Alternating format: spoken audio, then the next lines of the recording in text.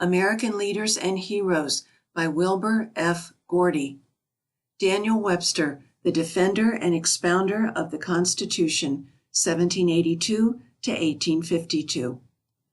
Andrew Jackson's stern rebuke of the nullification movement was a timely one, for there existed in the South a widespread feeling that the Union was not supreme over the states. In the North, on the contrary, the Union was regarded as superior to the states and qualified to enforce any law passed by Congress, unless the Supreme Court should declare such law unconstitutional. Which point of view was correct? The answer to that momentous question involved a long and bitter struggle between the two parts of the Union. The great statesman who set forth the Northern view was Daniel Webster. He was born among the hills of New Hampshire in Salisbury, now Franklin, in 1782, the son of a poor farmer and the ninth of 10 children. As Daniel was a frail child, not able to work much on the farm, his parents permitted him to spend much time in fishing, hunting, and roaming at will over the hills. Thus he came into close touch with nature and gained much knowledge which was useful to him in later years. It was his good fortune to have as a companion on these outdoor excursions an old English soldier and sailor then living in a small house on the Webster farm. The two friends, so far apart in age, were good comrades and were often seen walking together along the streams. The old soldier entertained his young listener with many thrilling tales of adventure on land and sea, and the boy read to his friend from books which the old man liked well. Daniel's father had also been a soldier, having served in Indian wars and in the Revolution, and related many interesting experiences to his son. One which always appealed to young Daniel was the account of a meeting years before with General Washington, at the time when Arnold was found to be a traitor. In this interview Washington had taken Webster's hand and, looking seriously into his face, had said, "Captain Webster, I believe I can trust you." This expression of confidence by the general to his subordinate stirred the boy's imagination. In these ways did his patriotism receive a great stimulus. An incident which occurred when he was only 8 years old illustrates the seriousness of his mind. Having seen at a store near his home a small cotton handkerchief with the Constitution of the United States printed on it, he gathered up his small earnings to the amount of 25 cents and eagerly secured the treasure. From this remarkable copy he learned the Constitution word for word, so that he could repeat it from beginning to end. Of course this was an unusual thing for an 8-year-old boy to do, but the boy himself was unusual. He spent much of his time poring over books. They were few in number, but of good quality, and he read them over and over again until he made them a part of himself. It was a pleasure to him to memorize fine poems also, and noble selections from the Bible, for he learned easily and remembered well what he learned. In this way he stored his mind with the highest kind of truth. Naturally his father was proud of his boy and longed to give him a good education. One day, when Daniel was only 13 years old, they were at work together in the hayfield, when a college-bred man, also a member of Congress, stopped to speak with Mr. Webster. When the stranger had gone his way, Mr. Webster expressed to his son deep regret that he himself was not an educated man, adding that because of his lack of education he had to work hard for a very small return. "My dear father," said Daniel, "you shall not work. Brother and I will work for you, and will wear our hands out, and you shall rest." Then Daniel, whose heart was tender and full of deep affection, cried bitterly. "My child," said Mr. Webster, "it is of no importance to me. I now live but for my children. I could not give your elder brothers the advantage of knowledge, but I can do something for you.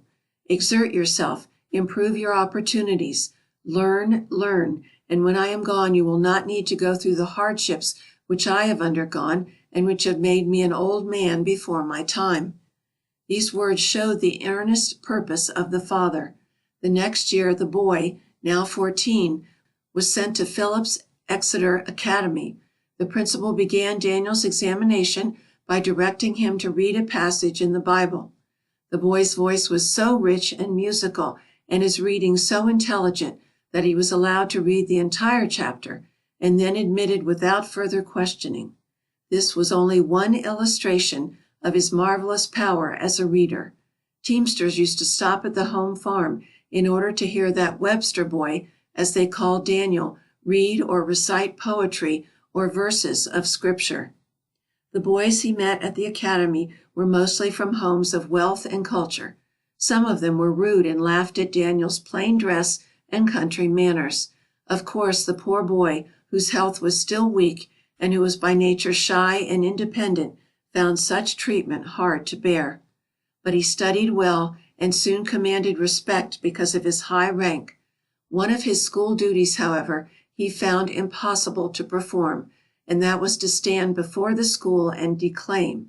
He would carefully memorize and practice his declamation, but when called on to speak, he could not rise from his seat and go upon the platform. During the 9 months of his stay in the academy, he failed to overcome his deficiency in declaiming. After leaving this school, he studied for 6 months under Dr. Woods, a private tutor who prepared him to enter Dartmouth at the age of 15. Although he proved himself to be a youth of great mental power, he did not take high rank in scholarship, but he continued to read widely and thoughtfully, and acquired much valuable knowledge, which he used with great clearness and force in conversation or debate. While in Dartmouth he overcame his inability as a declaimer, and gave striking evidence of the oratorical power for which he afterward became so famous. After spending 2 years in Dartmouth, Daniel begged his elder brother Ezekiel to join him there. But Ezekiel was needed at home, for their father, who was now 60 years old, was in poor health, and had even at that age to work hard to feed and clothe his family. He had found it necessary to mortgage the farm to send Daniel to college. How could he send Ezekiel too? It seemed foolish to think of doing so, but when Daniel urged such a course and agreed to help by teaching, the matter was arranged. After graduation, Daniel taught for a year and earned the money he had promised Ezekiel. The following year he studied law, and in due time was admitted to the bar. As a lawyer he was very successful, his income sometimes amounting to $20,000 in a single year. But he could not manage his money affairs well, and no matter how large his income, he was always in debt. This unfortunate state of affairs was owing to a reckless extravagance which he displayed in many ways. Indeed, Webster was a man of such large ideas that of necessity he did all things on a large scale. It was vastness that appealed to him, and this dominating force in his nature explains his idea of nationality and his opposition to state rights. He was too large in his views of life to limit himself to his state at the expense of his country. To him the Union stood first and the state second, and to make the Union great and strong became a ruling passion in his life. Webster's magnificent reach of thought and profound reverence for the Union is best expressed in his speeches. The most famous one is his brilliant reply to Haney. Senator Haney of South Carolina had delivered an able speech in which he put the authority of the state before that of the Union, and said that the Constitution supported that doctrine.